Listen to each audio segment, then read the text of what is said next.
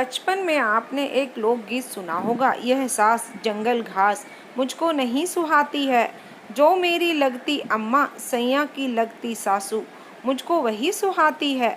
यह सुनकर सोचा शायद सास के जुल्म से तंग आकर किसी दुखी नारी के दिल से यह आवाज़ निकली होगी। कॉलेज में पढ़ने लगी तो किसी सीनियर को कहते हुए सुना, ससुराल से नहीं सास से डर लगता है।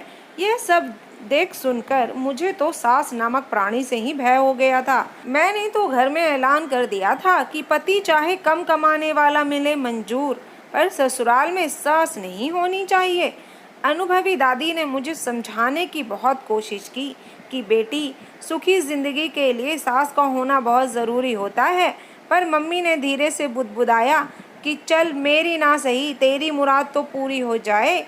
शायद भगवान ने तरस खाकर मेरी सुन ली। ग्रेजुएशन की पढ़ाई ख़त्म होते ही मैं सास विहीन ससुराल के लिए खुशी खुशी विदा कर दी गई। विदाई के वक्त सारी सहेलियां मुझे बधाई दे रही थीं, यह कहते हुए कि हाय कितनी लकी है तू, जो ससुराल में कोई झमेला ही नहीं, राज करेगी राज।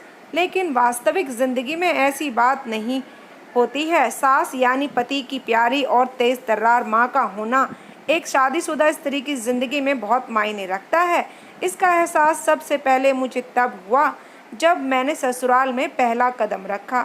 ना कोई ताना, ना कोई गाना, ना कोई सवाल और ना ही कोई बवाल, बस एंट्री हो गई मेरी बिना किसी झटके के। सच पूछो तो कुछ मज़ा ही नहीं आया। सास से मिले ब्लैकमेल तानों के प्लॉट पर ही तो बहुएं भावी जीवन की बिल्डिंग तैयार करती हैं, जिसमें सासू माँ की शिकायत कर सहानुभूति बटोरना, नैनों से नीर बहा कर पति को ब्लैकमेल करना, देवर ननद को उनकी माँ के खिलाफ भड़काना, ससुर जी की लाडली बनकर सास को जलाना, जैसे कई झरोखे खोल कर ही तो जिंदगी में ताज़ा हवा के मज़े लिए जा सकते हैं। क्या कहूँ और किससे कहूँ अपना दुखड़ा। अगले दिन से ही पूरा घर संभालने की जिम्मेदारी अपने आप मेरे गले पड़ गई। ससुर जी ने चुपचाप चाबियों का गुच्छा थमा दिया मुझे। सखियों, वही चाबियों का गुच्छा जिसे पाने के लिए टीवी सीरियल में बहुओं को न जाने कितने पापड़ बेलने पड़ते हैं। कहते हैं ना कि मुफ्त में मिली चीज़ की कोई कदर नहीं होती। बिल्कुल ठीक बात है। मेरे लिए भी उस गुच्छे को कमर में लटकाकर इतराने का कोई क्रेज़ नहीं रहा। आखिर कोई देखकर कुढ़ने वाली भी तो होनी चाहिए। मन निराशा से भर उठता है कभी कभी तो।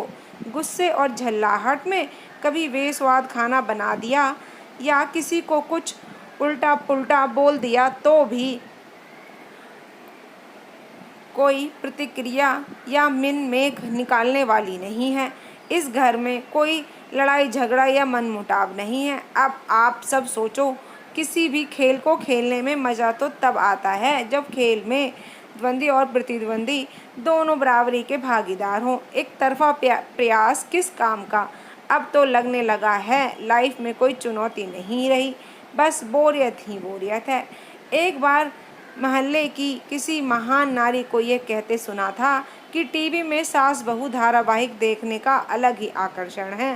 सास बहू के नित्य नए दांव पेच देखना सीखना और एक दूसरे पर व्यवहार में लगाना सचमुच ज़िंदगी में रोमांच भर देता है।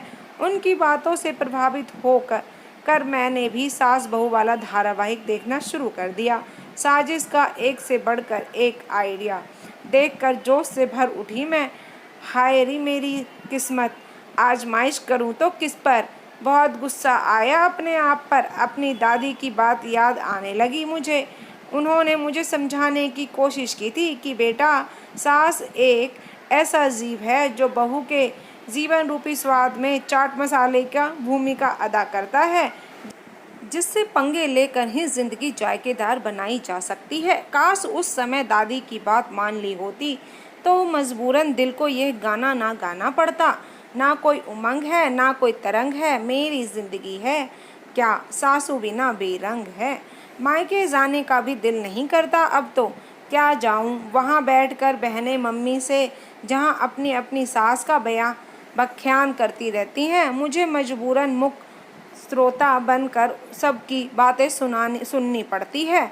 बड़ी दीदी बता रही थी कि कैसे उनकी सास ने एक दिन चाय में कम चीनी डालने पर टोका तो दूसरे दिन से किस तरह उनकी चाय में डबल चीनी मिलाकर उन्होंने उनका शुगर लेवल बढ़ा दिया। लो अब पीते रहो बिना चीनी की चाय जिंदगी भर। मूवी देखने की शौकीन दूसरी बहन ने कहा कि मैंने तो अपनी सास को सिनेमा घर में मूवी देखने का चस्का लगा दिया है। ससुर जी तो जाते नहीं हैं, तो एहसान जताते हुए मुझे ही उनके साथ जाना पड़ता है मूवी देखने। फिर बदले में उस दिन रात को खाना सासू अम्मा ही बनाती सबके लिए, तथा ससुर जी बच्चों का होमवर्क करवाते हैं। यह सब सुनकर मन में एक टीस सी उठती है कि काश ऐसा सुनहरा मौका मुझे भी मिला होता। अब कल की ही बात है, मैं किट्टी पार्टी में गई थी। सारी सहेलियां गपशप में व्यस्त थीं। बात फिल्म फैशन स्टाइल से शुरू होकर अंत में पति, बच्चों और सास पर आ अटकी। 4 वर्षीय बेटे की मां मीनल ने कहा, भाई मैं तो मम्मी जी सास से एक्सचेंज कर लिया है बेटे को। अब उनके बेटे को मैं संभालती हूँ और मेरे बेटे को मम्मी जी। सुनकर कुड़ गई मैं। सुनीता ने मेरी तरफ तिरछी नज़र से देखते हुए मुझे सुनाते हुए कहा, सुबह पति और ससुर जी के सामने मैं अपनी सास को अदरक और दूध वाली अच्छी चाय बनाकर दे देती हूँ।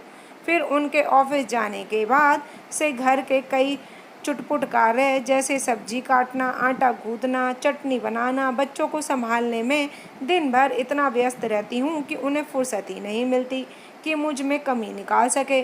शाम को फिर सबके लिए गर्मा गर्म चाय और नमकीन पेश कर देती हूँ बस। उसके इतना कहते ही एक जोरदार ठहाका लगाया सारी सखियों ने। बात खास सहेलियों की जाए तो पता चला कि सब ने मिलकर व्हाट्सएप पर एक ग्रुप बना रखा है जिसका नाम है सासू माँ, जहाँ सास की खट्टी तीखी बातें और उन्हें परास्त करने के तरीके मैसेज एक दूसरे को सेंड किए जाते हैं, जिससे बहुओं के दिल और दिमाग में दिन भर ताजगी बनी रहती है। पर मुझ जैसी नारी को इस ग्रुप से भी दूर रखा गया है, अछूत की तरह। पूछने पर कहती हैं कि ग्रुप का मेंबर बनने के लिए एक अदद सास का होना बहुत ज़रूरी है। मजबूरन मन मसोस कर रह जाना पड़ा मुझे। अपनी की गई गलती पर पछता रही हूँ मैं। मुझे यह अनुभव हो चुका है कि सास गले की फांस नहीं बल्कि बहू की सास होती है। बात समझ में आ गई मुझे कि सास बहू दोनों का चोली दामन का साथ होता है। दोनों एक दूसरे के बिना अधूरी और अपूर्ण हैं। कभी कभी दिल मचलाता है कि काश मेरे पास भी एक तेज तर्रार, दबंग और भड़कीली सी सास होती, पर ससुर जी की अवस्था देखकर यह कहने में संकोच हो रहा है कि पापा एक बार फिर घोड़ी पर चढ़ने की हिम्मत क्यों नहीं करते आप। नई लड़कियों और अविवाहित सखियों, मेरा विचार बदल चुका है। अब दिल की जगह दिमाग से सोचने लगी हूँ मैं कि पति चाहे कम कमाने वाला हो, पर ससुराल में एक अदद सास जरूर होनी चाहिए। यह जय सासू माँ की। तो दोस्तों, आज की कहानी आपको कैसी लगी प्लीज़ कमेंट करके ज़रूर बताइएगा। आई होप सो अच्छी लगी होगी, और आपकी इस कहानी पे क्या राय है वो भी बताइएगा। चैनल पे न्यू है तो सब्सक्राइब कर लीजिएगा, पुराने हैं तो वीडियो पूरा देखने के लिए धन्यवाद। फिर मिलती हूँ एक नई कहानी के साथ।